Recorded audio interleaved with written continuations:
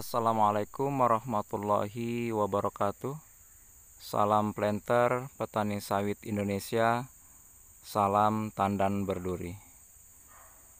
Sahabat sawit sekalian, pada video kali ini saya akan coba berbagi cara membuat bibit cabutan yang berkualitas. Namun seperti biasa, sebelum video ini berlanjut, bagi sahabat-sahabat sekalian yang baru saja menemukan channel kita ini, tolong subscribe-nya dulu dan jangan lupa untuk tekan tombol loncengnya. Kemudian silahkan bagikan channel ini kepada sahabat-sahabat sawit yang lainnya agar video ini bisa lebih tersebar lagi dan tentu manfaatnya bisa lebih banyak lagi. Sahabat tani sekalian, banyak di antara para petani lain mungkin yang masih menggunakan bibit sawit yang cabutan. Ada beberapa alasan yang mereka lakukan. Yang pertama di antaranya mungkin karena ketersediaan bibit yang resmi itu bagi sebagian para petani masih sulit untuk mereka dapatkan.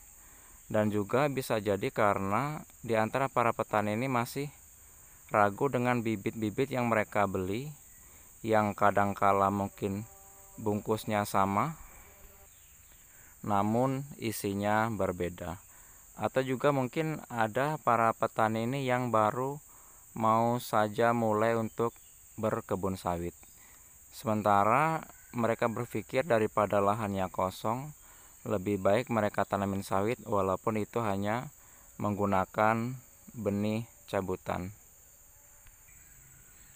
Dan pada kesempatan kali ini saya akan coba berbagi kepada para sahabat sekalian untuk memilih bagaimana bibit cabutan yang layak kita semai agar nantinya tanaman sawit kita bisa berbuah lebat.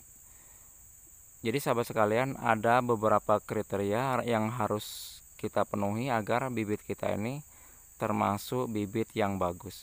Yang pertama tentu kita harus memilih indukan yang berkualitas. Jadi indukan itu harus tua dan usahakan umur indukan itu di atas 15 tahun atau kalau bisa lebih tua lebih bagus, atau sekitar mungkin umur 20 atau 25 tahun. Ini seperti yang ini ya. Ini sudah tua bibitnya.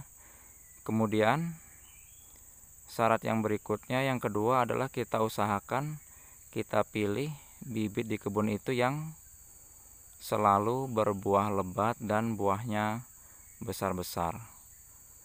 Itu bisa dilihat ya. Buahnya besar dan lebat-lebat dan jarang sekali pohon ini trek buahnya.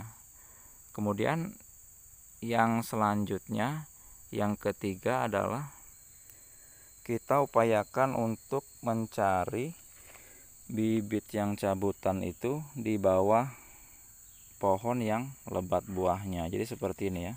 Ini pohon yang lebat buahnya itu banyak bibit yang cabutannya. Dan ini pun tentunya tidak mudah kita dapati kalau pemilik kebun ini sering melakukan penyemprotan. Dan yang lebih pasti lagi kalau kita mau mencari bibit cabutan itu di sela-sela ketiak batang seperti ini ya. Nah ini ya contohnya seperti ini. Nah seperti itu ya. Dan ini harus kita ambil untuk nantinya kita kumpulkan seperti ini. Nah.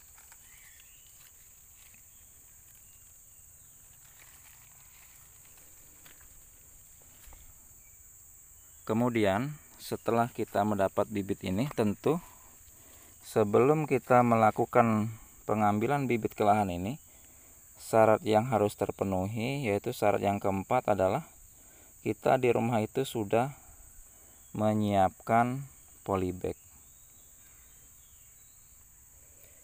Jadi kita sebelumnya sudah menyiapkan polybag di rumah itu yang sudah terisi dengan tanah kurang lebih 1 bulan sebelumnya.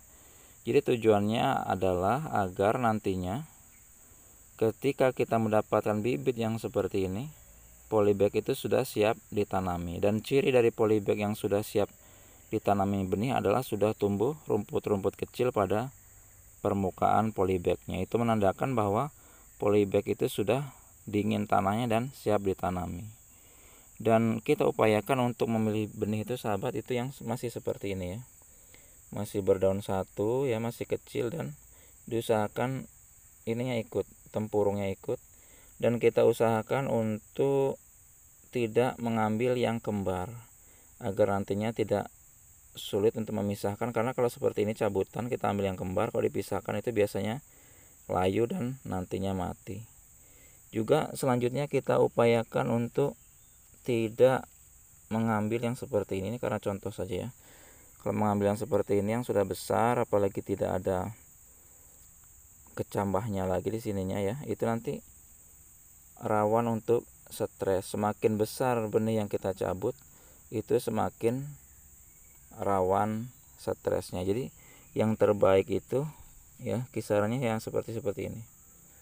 Kecil dari ini pun lebih baik, dia tidak mudah mati nantinya. Dan selanjutnya syarat yang kelima adalah kita juga harus membuat naungan pada polybag kita. Jadi tempat kita untuk melakukan semaian dari bibit cabutan ini juga harus ternaungi, yang nantinya fungsinya adalah untuk menjaga kelembaban tanah polybag kita, dan apabila disiram nanti airnya tidak mudah kering. Jadi sahabat sekalian, kesimpulannya adalah syarat yang harus kita perhatikan agar benih cabutan kita berkualitas. Yang pertama, kita pilih dari bibit yang sudah tinggi, yang umurnya di atas 15 daun.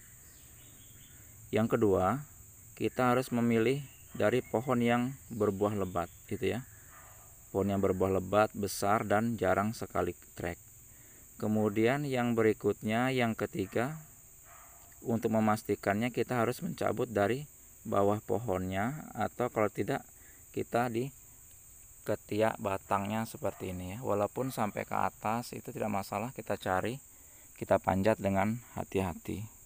Kemudian yang keempat adalah kita harus menyiapkan polybag minimal 1 bulan sebelum kita melakukan pencabutan benih ini ya.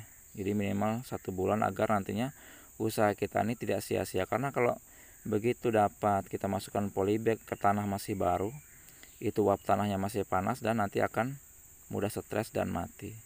Dan syarat yang kelima adalah naungan pada semaian polybag kita.